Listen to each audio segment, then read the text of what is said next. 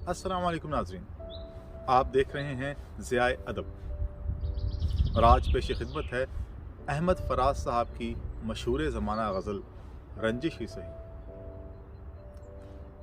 रंजिश ही सही दिल ही दुखाने के लिए आ फिर से मुझे छोड़ के जाने के लिए आ। कुछ तो मेरे पिंदारे मोहब्बत का भरम रख, तू भी तो कभी मुझको मनाने के लिए आ। पहले से मरासिम न सही फिर भी कभी तो रस्मों रहे दुनिया ही निभाने के लिए आ।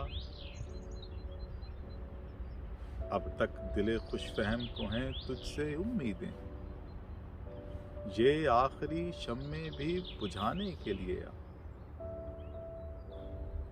किस किस को बताएंगे जुदाई का सबब हम, तू मुझसे खफा है तो जमाने के लिए आ।